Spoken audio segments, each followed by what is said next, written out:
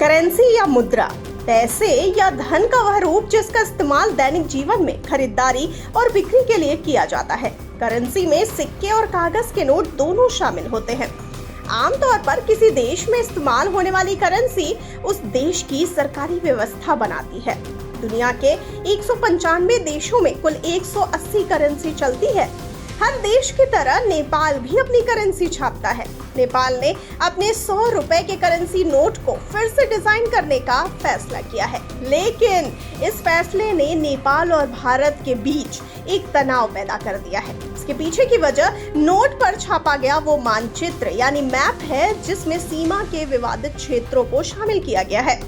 आपको बता दें कि नेपाल और भारत के बीच राजनीतिक और रणनीतिक संवेदनशीलता को बढ़ावा देने में अप्रत्यक्ष तौर पर चीन का भी हाथ है। नेपाल ने नए करेंसी नोट छापने के लिए एक चीनी प्रिंटिंग कंपनी के साथ अनुबंध किया है। नेपाल के केंद्रीय बैंक नेपाल राष्ट्र बैंक यानी NRB ने China bank note printing and minting corporation को फिर से डिजाइन किए गए 100 रुपए के बैंक नोट की 300 मिलियन प्रतियां डिजाइन, प्रिंट और वितरित करने का अनुबंध दिया है। इसकी प्रिंटिंग लागत लगभग 8.99 मिलियन अमेरिकी डॉलर आकी गई है, औसतन 4 रुपए और 4 पैसे प्रति नोट। नोट में नेपाल का संशोधित राजनीतिक मानचित्र होगा, जिसमें लिपुलेख, लिम्पियाधुरा और काला पानी के विवादित क्षेत्र शामिल हैं।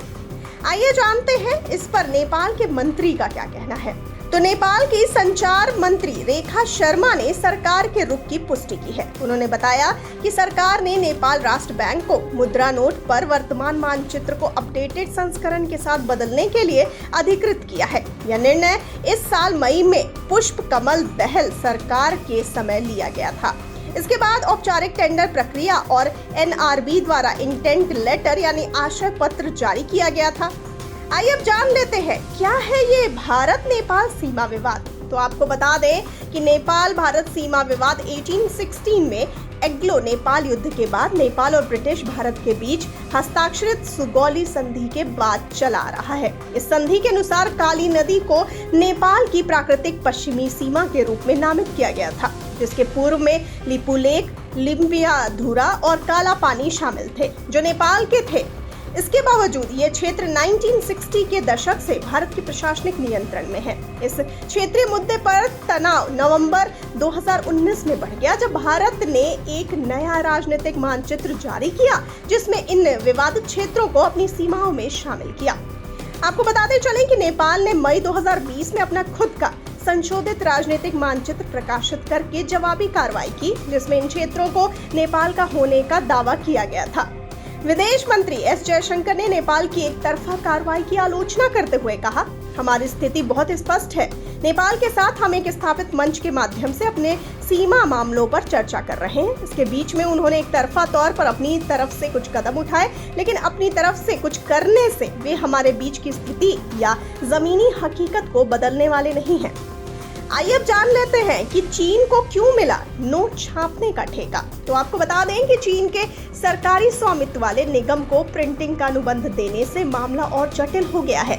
अंग्रेजी दैनिक रिपब्लिका की रिपोर्ट के मुताबिक China bank note printing and minting corporation का चयन एक ओपन ग्लोबल टेंडर के बाद हुआ। फिर भी भारत चीन नेपाल त्रिसीमा क्षेत्र में रणनीतिक तनाव को देखते हुए चीनी भागीदारी ने भौएं चढ़ा दी हैं। भारत में पर्यवेक्षकों ने सुझाव दिया कि नेपाल की सरकार उस समय प्रधानमंत्री पुष्प कमल दहल के अधीन राष्ट्रवादी भावनाओं को आकर्षित करने के लिए करेंसी के नए स्वरूप का उपयोग कर सकती है। आइए अब जानते हैं कि क्या इससे संबंध खतरे में पड़े हैं।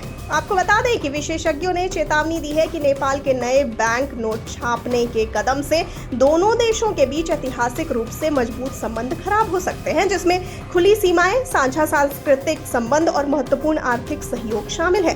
नेपाल और भारत के बीच 1750 किलोमीटर लंबी सीमा है। यह 5 भारतीय राज्यों सिक्किम, पश्चिम बंगाल, बिहार, उत्तर प्रदेश और उत्तराखंड से जुड़ी हुई है। सीमा पर इस मुद्दे से माहौल खराब होने की आशंका है। काठमांडू पोस्ट के हवाले से नेपाल के विदेश मंत्री नारायण काजी श्रेष्ठ ने राजनयिक जुड़ाव की इच्छा व्यक्त करते हुए कहा कि हम भारत के साथ सीमा मुद्दे को हल करना चाहते हैं। हम इसे कूटनीतिक जरिए और बातचीत के जरिए ठीक करना चाहते हैं। हम इसके लिए पहल कर रहे हैं। हालांकि क्या यह अंतर पाटने के लिए पर्याप्त होगा, ये अनिश्चित बना हुआ है।